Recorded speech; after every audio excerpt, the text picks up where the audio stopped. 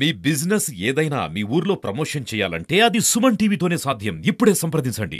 Supreme court ఆదేశాల ప్రకారం మన ప్రభుత్వం ఎన్నికల్లో చెప్పిన హామీ ప్రకారం సుప్రీంకోర్టు తీర్పు వచ్చిన తర్వాత ఎస్సీ వర్గీకరణ కోసం రాజీవ్ రంజన్ మిశ్రా ఏకసభ్య కమిషన్ని ఏర్పాటు చేయడం జరిగింది అధ్యక్ష.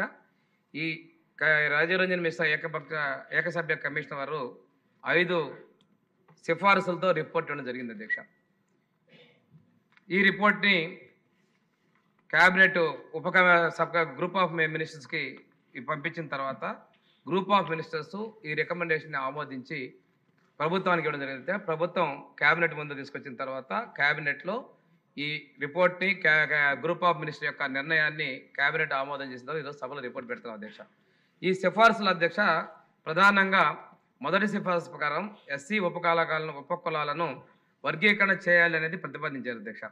రెండవ సిఫార్సు ప్రకారం 59 ఉపకులాలను 3 గ్రూపులుగా విభజిస్తూ మొదటి గ్రూపులో రెల్లి మరియు అనుబంధ ఉపకులాలను, రెండవ గ్రూపులో మాదిగ మరియు అనుబంధ ఉపకులాలను, మూడవ గ్రూపులో మాల మరియు అనుబంధ ఉపకులాలను విభజిస్తూ సిఫార్సు చేయడం జరిగింది అధ్యక్ష.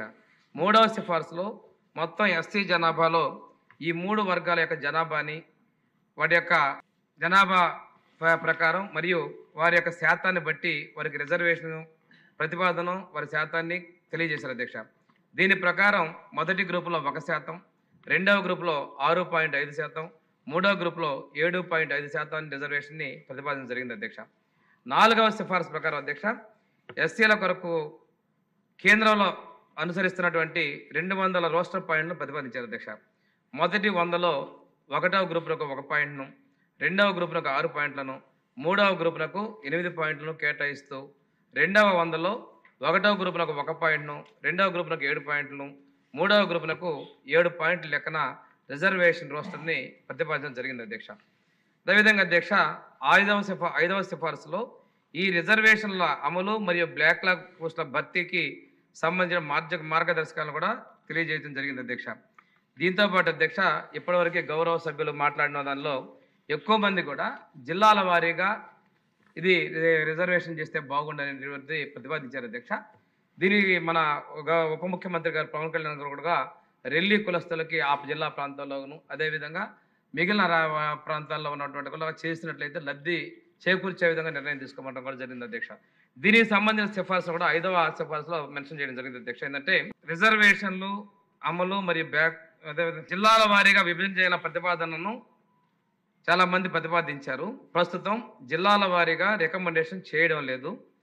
భవిష్యత్తులో జనాభా లెక్కింపు జరిగిన తర్వాత జనాభా ప్రాతిపదికన జిల్లాల వారీగా ఈ సిఫార్సులు వర్గీకరణ అమలు చేయవచ్చు అనేది ఆ స్టేట్మెంట్ పాయింట్ కూడా ఒకసారి, ఎందుకంటే ఎక్కువ మంది సభ్యులు దీన్ని చెప్పారు కాబట్టి ఒకసారి రీడౌట్ చేస్తాం అధ్యక్ష. There have been requests to fix the percentage of reservation to the subclassified groups by taking district as a unit. There are 26 districts in the state at present, and Commission would not like to make any recommendation in this matter.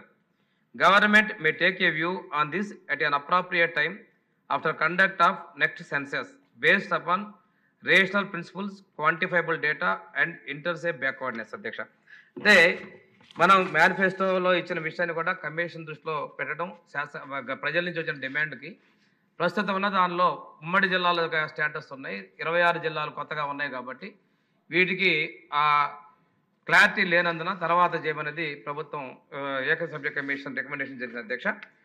వీటన్నిటిని కూడా నేను గౌరవ సభ్యులు తెలియజేస్తూ ఇది ఆమోదించమని చెప్పేసి మీ ద్వారా తెలియజేస్తాను అధ్యక్ష.